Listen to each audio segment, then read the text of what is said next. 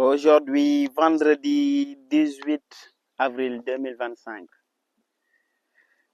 ñu ngi nii ci benn village bu tudd Kairé nekk entre Touba Toul ak Tivaouane sur un champ de 15 hectares. Ñu ñëwoon def une visite de prospection avec le technicien pour essayer de lui expliquer les travaux qui lui sont chargés de faire. Donc, les premiers pas nous ont montré que les papayes commencent à se développer. Il y a les cuvettes qui sont formées. Mais le premier aspect, c'est un problème par rapport à la disponibilité de l'eau. Si on dit disponibilité d'eau par rapport à la quantité, la qualité, elle est bonne, mais la quantité, ça reste à désirer. Et l'organisation avec les différents acteurs qui sont là, le gars qui gère tout ce qui est arboriculture, la production de fruits, et les gens qui sont de l'autre côté qui s'activent sur le maraîchage. Donc, goutte à goutte bi, on a remarqué qu'il y a certains pieds de papaye, goutte à goutte bi, il est trop proche. Si le goutte à goutte, le goutteur qui sort là est trop proche de la tige du papayer, ça pourrait favoriser certaines maladies. C'est comme ce qu'on appelle la pourriture du collet.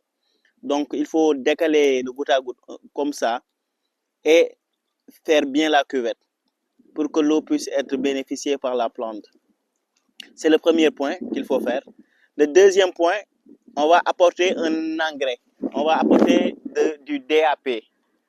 Le DAP, c'est un engrais qui va permettre à la plante de se développer de façon racinaire et de bien fixer les racines. Donc, on va apporter du DAP sur chaque plant et après, on va faire des attaques, des traitements.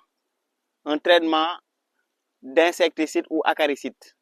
Parce qu'on a remarqué qu'on commence à avoir des attaques d'acariens, comme la plante nous le présente ainsi. L'attaque commence, ça se présente comme ça là. Là, nous commençons à avoir des attaques d'acariens comme ça. Vous voyez la décoloration des feuilles et comment se porte la plante. Et au finish, la plante va se présenter ainsi. Donc, on va faire un traitement d'acaricide pour essayer de lutter avec ces attaques d'insectes. Vous voyez, la plante se présente ainsi après. Donc, on va apporter de l'engrais à même le sol du DAP et après, on va faire le traitement. Sur le traitement, on va mélanger un fongicide et un acaricide. L'acaricide va lutter contre les acariens. On a une attaque d'acariens ici. Et le fongicide, il permettra à la plante de bien se porter pour que la maladie ne puisse pas l'attaquer. Le fongicide viendra de façon préventive.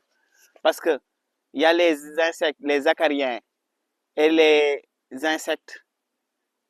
Après cela, si la plante n'est pas bien soignée ou bien n'est pas bien traitée, ces attaques vont virer aux maladies. Et pour lutter contre cela, on va mélanger un acaricide pour lutter contre les acariens et après qu'on va mélanger avec un fongicide pour que ça puisse prévenir la plante des différentes maladies qui dans le futur pourraient les affecter.